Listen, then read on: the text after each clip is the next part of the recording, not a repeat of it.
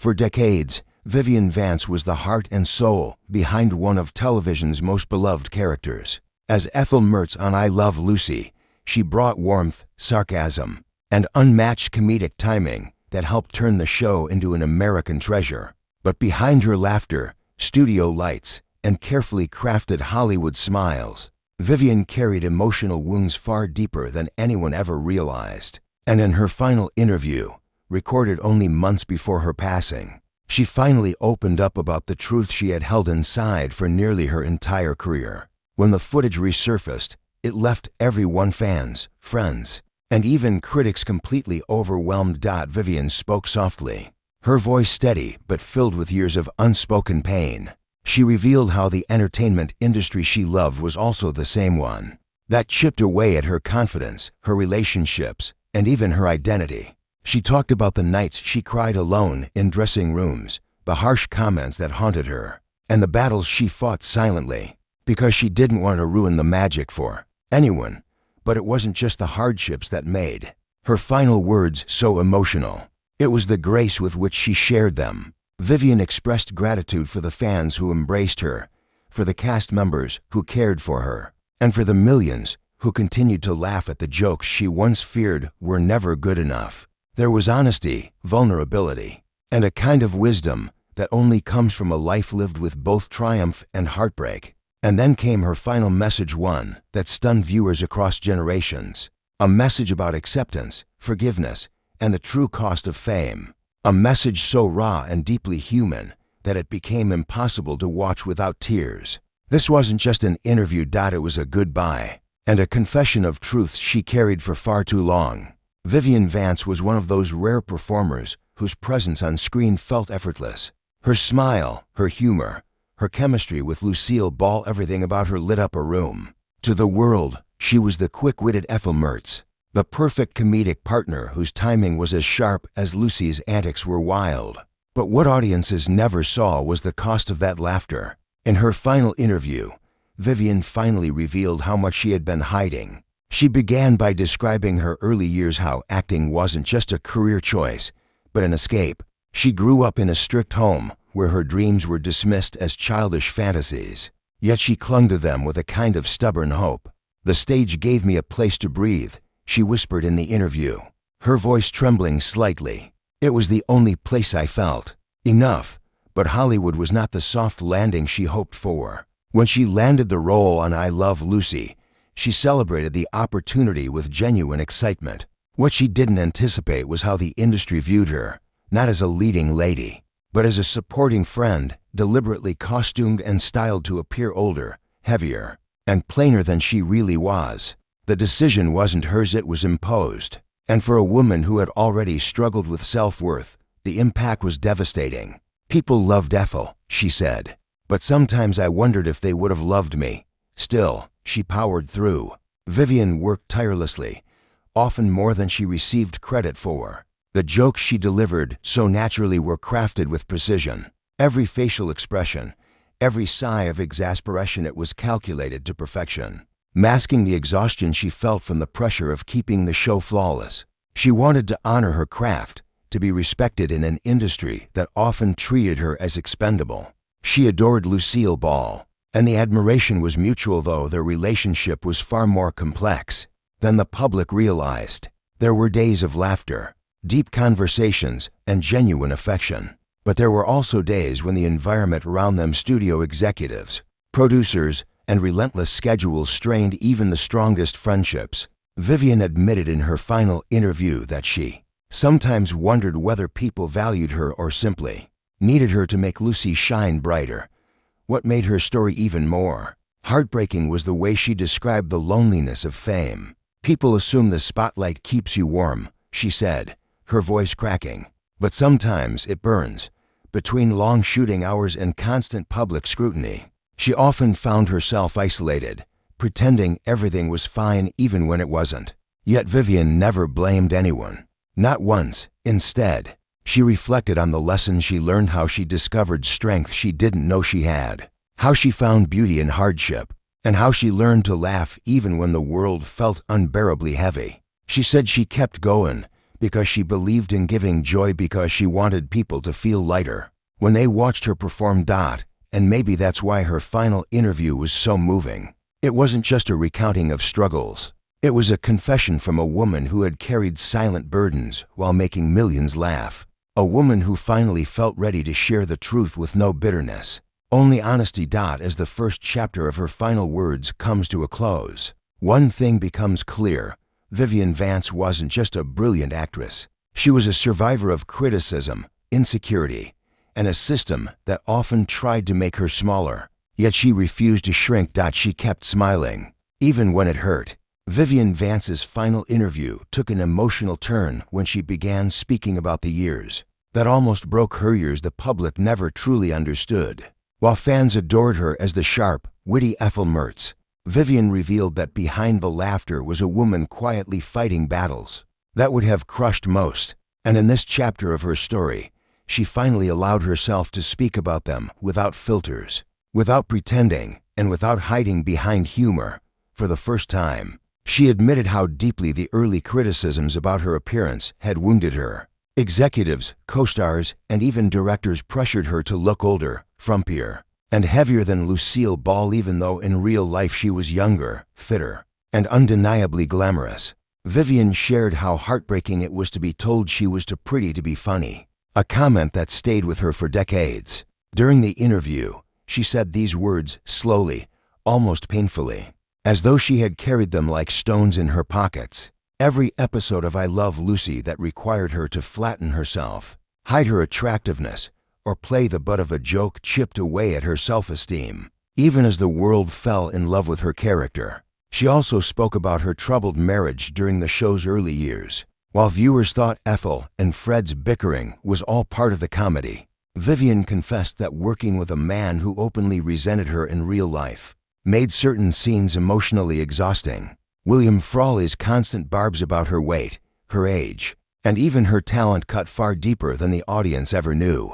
Vivian said she dreaded some filming days, not because of the workload, but because she knew she would have to endure comments that followed her home at night, replaying in her mind like scenes from a film she couldn't turn off. But the part that brought her to tears wasn't the criticism or the tension. It was remembering how hard she worked to keep any of that pain from reaching Lucille Ball. They were best friends, soul sisters forged through comedy and hardship, and Vivian didn't want Lucy to feel guilty or pressured. She had enough on her shoulders, Vivian said softly. I never wanted my burdens to become hers. At this point in the interview, she paused, wiped her eyes, and admitted something she had never said publicly.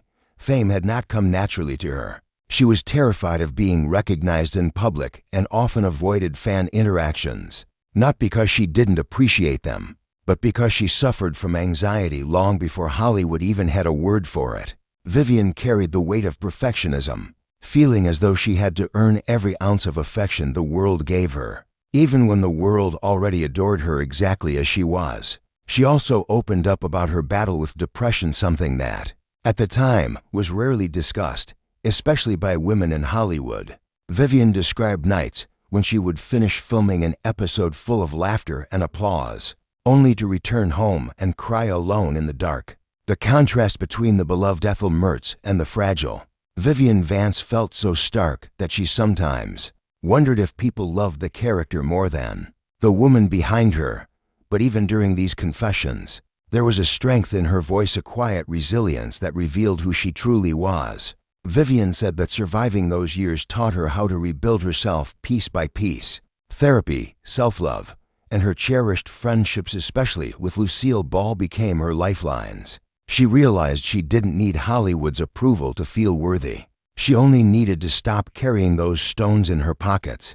This chapter of her life, painful as it was, shaped the woman who spoke in that final interview, a woman no longer afraid to tell the truth. And in telling it, she finally freed herself. When Vivian Vance reached the part of her final interview where Lucille Ball's name came up, everything about her shifted. Her voice softened, her shoulders relaxed, and for the first time, a real smile, full, warm, and bittersweet, appeared on her face. It wasn't the smile of an actress performing for an audience. It was the smile of a woman remembering the one person who had changed her life in ways she could never fully repay. Vivian began by clarifying a rumor that had followed her for decades, that she and Lucille Ball were only friendly for the cameras. That was the biggest lie Hollywood ever sold, she said, shaking her head. Lucy wasn't just my co-star. She was my heart, what the world didn't. There were nights, she revealed, when she and Lucy sat together long after filming had ended. The studio lights dimmed, the laughter faded. They would talk not as America's favorite comedy duo, but as to women navigating heartbreaks, fears, and pressures the world knew nothing about. Lucy helped Vivian through a painful divorce. Vivian held Lucy as she cried through problems in her marriage to Desi Arnaz. Each woman witnessed the other at her most vulnerable, forming a connection that went beyond friendship. Lucy was my chosen family, Vivian said softly.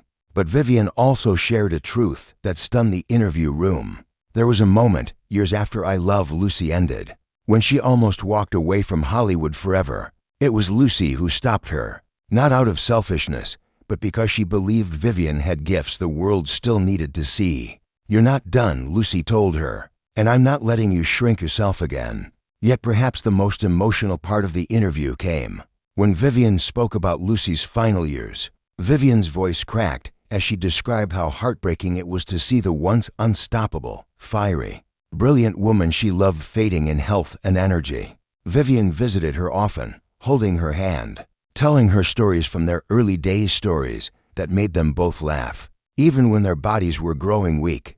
Then, with her own health declining, Vivian received one last message from Lucy shortly before Lucy's passing. It was simple, it was raw, and it was everything. The message read, "I still love you, Viv. I always did." As Vivian repeated those words in her final interview, tears streamed down her face. She paused for several minutes, unable to speak. The room was silent, heavy with emotion, as though everyone present understood they were witnessing something sacred, an untold story of two souls forever intertwined.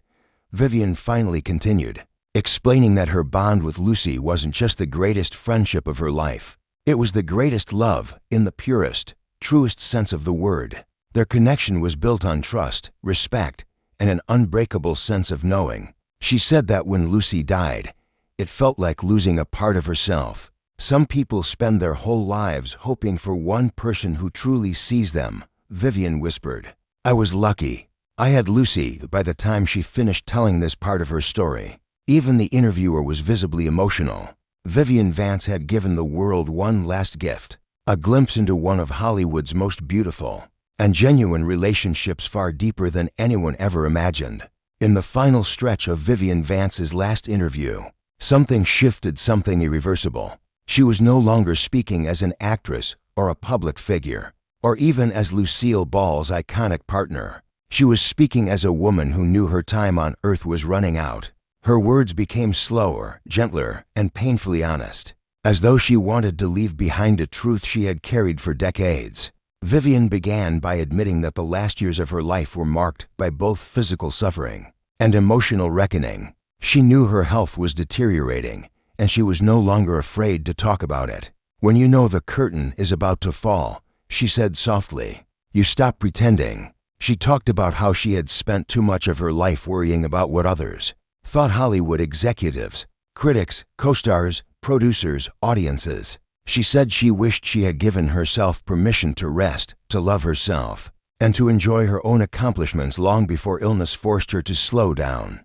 But then she revealed something far deeper, something she had never said publicly. She admitted she was afraid not of dying, but of being forgotten. She had lived in the shadow of Lucy's towering legacy, and she sometimes worried that people saw her only as the funny neighbor, the sidekick, the woman who tolerated William Frawley's insults. I used to think I'd be remembered as the one who wasn't good enough, she confessed. But now, I understand I was part of something bigger than I ever realized. Then she paused, wiped her eyes, and continued. Vivian shared that in the last years of her life, one person kept reaching out, writing letters, calling, and making sure she never felt alone. Lucille Ball. Even when Lucy herself was dealing with age and health issues, she refused to let Vivian fade quietly into solitude. Lucy was stubborn, Vivian said with a broken smile. She checked on me even when I told her not to worry. She always worried. The interview room held its breath as Vivian recounted the last time she saw Lucy. It was at Vivian's home in Belvedere, California. Lucy had flown up to see her, determined to visit even though Vivian's health was failing rapidly. They sat together, two women who had once made the whole world laugh, now older, slower, but still completely connected. Vivian described that moment in vivid detail. Lucy took her hand, squeezed it gently, and said, "You know, I never could have done it without you, right?" Vivian cried then, not because of the words, but because she had waited her entire life to hear them. For once, she didn't feel like the second lead. She felt seen. She felt valued. She felt loved. Lucy stayed for hours, talking, reminiscing, even laughing about old scenes they had nearly ruined because they couldn't stop giggling. "It was the first time in months," Vivian said, "that I felt like myself again." But what came next brought the entire crew in the interview room to tears. Vivian admitted that after Lucy left that day, she realized something. That visit wasn't just a goodbye. It was Lucy's way of telling her that their bond, one that had survived marriages, divorces, fame, illness, and decades, would never end. Vivian then took a long breath, clutching a tissue, before revealing the confession that stunned everyone. She said that she used to think the greatest love story she had ever known came from her marriages or romances, but in the end, she understood something far more profound. "The greatest love of my life," she whispered, "was Lucy. Not romantic love, not passionate love, but the kind of soul-deep love built on trust, laughter, tears, and a lifetime of shared battles. A love that made her stronger. A love that carried her through her darkest nights. A love that made her final years bearable." Vivian ended the interview with a message that broke every heart listening. "If I leave this world tomorrow, I want people to know I wasn't just Ethel. I was Vivian, and I was loved." When the cameras stopped rolling, no one moved. No one spoke. They all understood they had just witnessed something rare, an ending that was not tragic, but beautiful. An ending filled with gratitude, closure, and truth. Vivian Vance's final interview didn't just leave everyone in tears. It ensured she would never, ever be forgotten.